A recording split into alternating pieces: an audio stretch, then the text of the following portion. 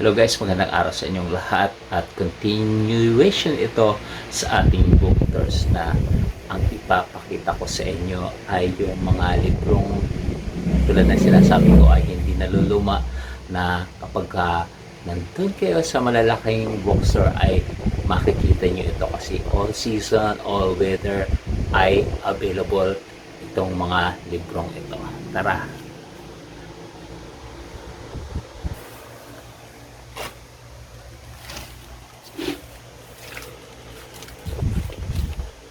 Simulan natin dito.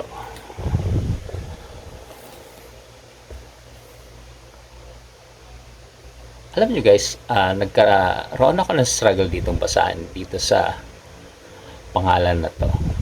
Ang dating basa ko dito ay Dale Carnegie. Ngayon,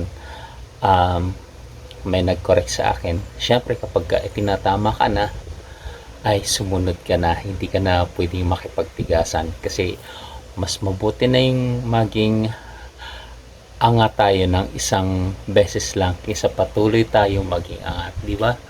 Kaya ang tamang basa pala dito ay Dale Carnegie.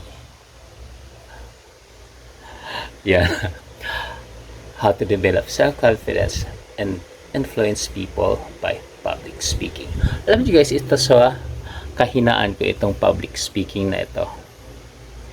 So ito yung mga classic na sinasabi ko na hindi talaga naluluma kasi itong mga topic na ito ay halos applicable ito sa araw-araw. How to win friends and influence people.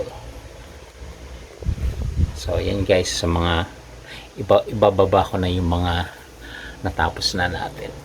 So ulitin ko guys, kapag meron kayong libro na gusto nyong i-book review, just comment down sa baba para alam ko agad. Kasi mag-book review na ako, sisimulan ko dun sa Breaking Intimidation by John Beaver. Yun ay napakahalaga, lalong-lalo sa mga Christian pero hindi lang yun sa mga Christian. Kasi pwede mo yung madala sa trabaho, sa personal mong buhay, sa relasyon, at syempre sa araw-araw nating pamumuhay. Yan. Kay Napoleon Hill naman ito. Ito guys, bababa ko lang ito mamaya at papasadahan natin kapag natapos ko na ipakita sa inyo isa-isa. Ito naging dalawa na dahil yung isa bigay dito, bigay ito sa akin. Syempre hindi mo naman kailangan sabihin na ay huwag na akong bigyan niya kasi meron na ako niyan. Ang dapat mo sabihin ay thank you.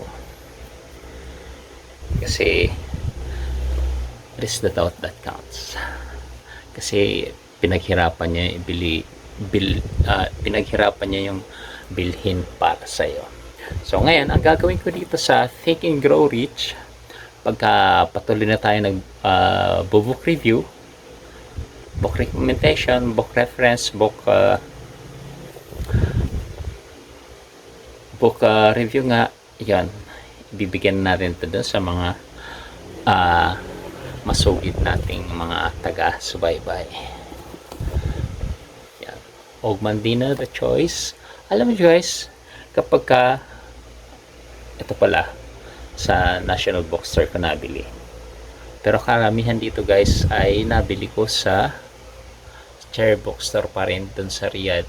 Kasi medyo matagal akong nag-stay doon sa kanang family ko. Mga 20 years. Ako 20 years. Tapos, doon na rin ako nagkaroon ng asawa. Doon na rin ako nagkaroon ng anak. Kaya pag uwi ko dito sa Pilipinas ay 4 na kami. Ayan. Mga inspirational book to guys At syempre pag sinabi inspirational book, yan, may mga supporting, may mga Bible verses na yan na nakalagay. Kaya may inspired ka talagang mamuhay na kahit patuloy yung struggle na naranasan mo ay na lalagpasan mo. So ito lang. Kaya napakalaking bagay yung nagbabasa ka ng mga libro. Especially sa mga Bible study, dapat umaten kayo kasi doon kayo magpapalakasan, lalong-lalo na kung nasa abroad kayo.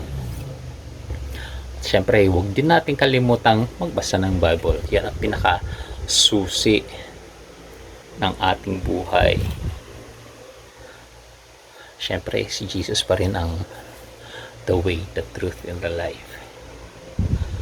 Emotional intelligence. Alam nyo guys, etong emotional intelligence na to ay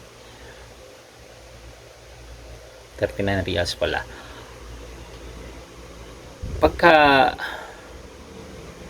baka magtaka kayo na iba-iba ang book cover nito, iba-iba naman po talaga, especially kung halimbawa nasa Saudi ka, tapos nasa India ka o nasa Pilipinas, makita mo kung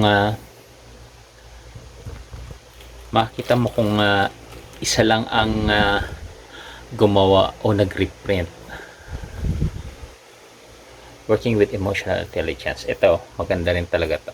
As to lang guys, hindi ko pa to nababasa.